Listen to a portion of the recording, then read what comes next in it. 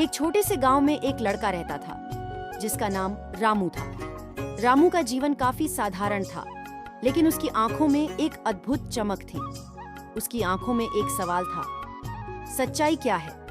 यह सवाल उसे हमेशा परेशान करता था, लेकिन वह इसे सही तरीके से समझ नहीं पाता था। उसका मन हमेशा यह सोचता था कि सच्चाई का रास्ता कठिन क्यों होता है और क्यों लोग कभी-कभी सच नहीं बोलते। रामू के गांव में एक बहुत ही बुद्धिमान बूढ़ा व्यक्ति था जिसका नाम महेश चाचा था। महेश चाचा ने अपनी पूरी जिंदगी गांव की सेवा में बिता दी थी और उसकी नजर में सच्चाई सबसे महत्वपूर्ण चीज थी। लोग अक्सर महेश चाचा के पास अपने जीवन के सवालों का हल पूछने आते थे। रामू को भी महेश चाचा से मिलकर अपने सवाल का जवाब जानने की इच्छा हुई। एक दिन रामू ने महेश चाचा से पूछा, चाचा, सच्चाई हमेशा क्यों बोली जानी चाहिए? क्या सच बोलने से हमें कभी कोई परेशानी नहीं होती?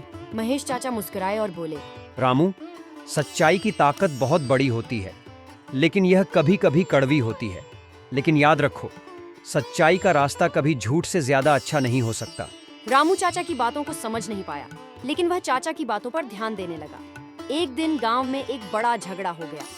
गांव के कुछ लोग एक दूसरे पर आरोप लगा रहे थे। एक पक्ष का कहना था कि दूसरा पक्ष उनके खेतों में घुस आया था और फसल को नुकसान पहुंचाया था। दूसरा पक्ष इसे झूठा आरोप मानता था।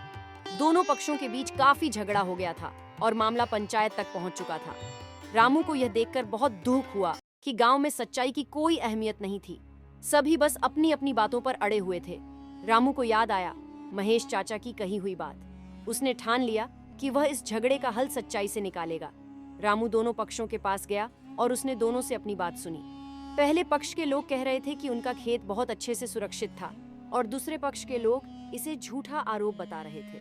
रामू ने दोनों से कहा, मैं जानता हूँ कि तुम दोनों ही ईमानदार लोग हो, परंतु झगड़ा तभी खत्म होगा जब हम सच्चाई को सामने लाएंगे। रामू ने फिर दोनों पक्षों को समझाया कि वे दोनों को महेश चाचा के पास ले जाएं। महेश चाचा ने मामले को बहुत ध्यान से सुना। फिर उन्होंने दोनों पक्षों से एक एक आदमी को खेत में भेजकर जांच करने के लिए कहा। जब जांच हुई तो पता चला कि दोनों पक्षों का एक हिस्सा सच बोल रहा था और दूसरा हिस्सा अपनी गलती को छिपा रहा था। महेश चाचा ने दोनों पक्षों को समझाया, देखो, तुम्हारे झगड़े का कारण केवल झूठ था। तुम दोनों को सच्चाई का पालन करना चाहिए था, तभी तुम इस स्थिति से बाहर निकल सकते थे। अब तुम्हें अपनी गलतियां स्वीकार करनी होंगी और मिलकर एक दूसरे से माफी मांगनी होगी। रामू ने यह देखा कि दोनों पक्षों ने अपनी गलतियां स्वीकार कर ली और आपस में मिलकर एक समझौता किया। झगड़ा खत्म हो गया और गांव में शांति आ गई। इस घटना ने रामू को सच्चाई की ताकत समझाई। उसने महसूस किया कि सच्चाई की ताकत कभी कम नहीं होती, चाहे वह कितनी भी कड़ी क्यों न हो। रामू ने महेश चाचा के पास जाकर कहा, चाचा, अब मुझे समझ में आया कि सच्चाई ही सबसे बड़ी ताकत होती है। सच बोलने से शायद कुछ समय के लिए परेशानी हो, लेकिन अंत में सच्चाई ही विजयी होती है। महेश चाचा मुस्कुराए और बोले, बिल्कुल रामू, तुमने जो सीखा है वही सबसे महत्वपूर्ण है।